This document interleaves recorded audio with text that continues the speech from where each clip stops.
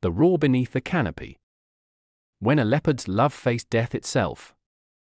Dawn spilled softly across the Kabini forest, mist curling through the undergrowth like breath from the earth itself.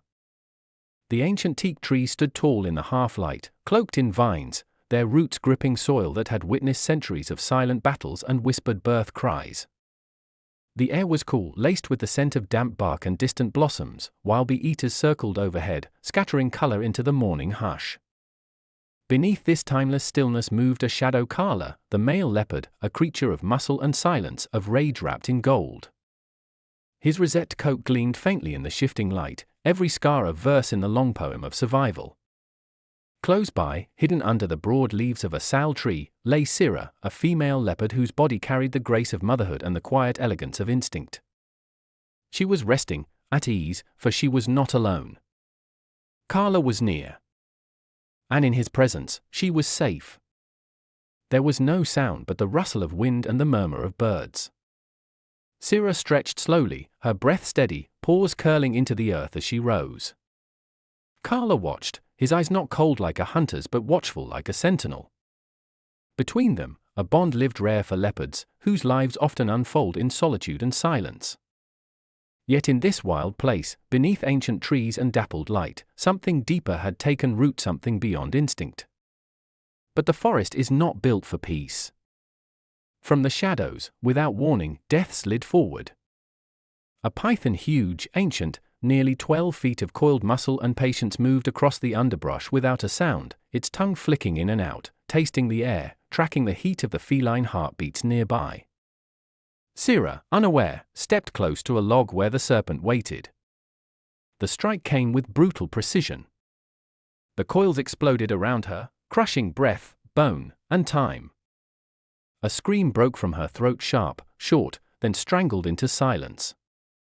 Her claws tore at air. Her body twisted. And across the clearing, Kala froze. Then he roared. It was not merely a sound, it was grief-given voice, rage unshackled, thunder that echoed through the ancient halls of the jungle. He charged.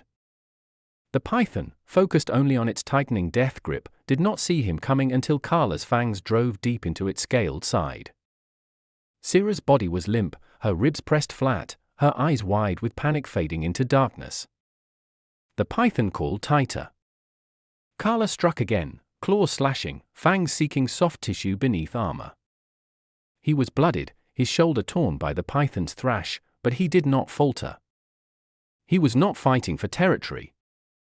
He was fighting for her. Each breath was a war cry. Each wound, a vow. Then finally a crack. A shift. The python flinched. The coils loosened. Sira fell from its grip, gasping, barely conscious.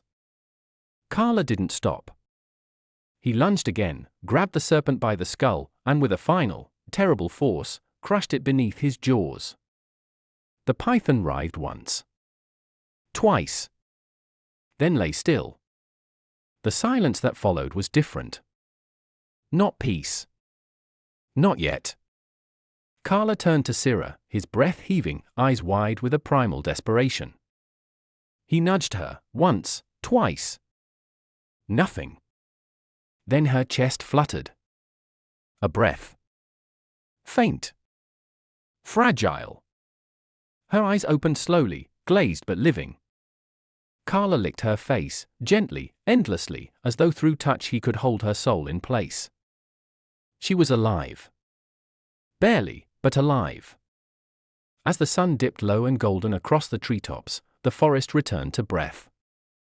The cries of birds resumed, distant monkeys stirred in the canopy, and somewhere a spotted deer called out across the plain.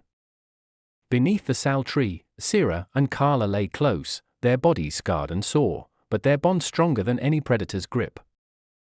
They had survived. Together. In this wild realm ruled by fang and claw, this was more than a battle, it was a love story. Kala did not roar for dominance. He roared because his heart had been caught in the coils of death, and he would not let go. This is the jungle. This is nature, unfiltered, beautiful, brutal, and profoundly real. And sometimes, even here, love roars louder than fear.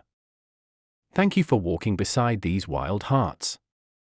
If this story moved you, if you felt the breath, the fear, the fight, then stay with us. Like. Subscribe. Let the forest speak again. For there are many more stories beneath the leaves, waiting to rise.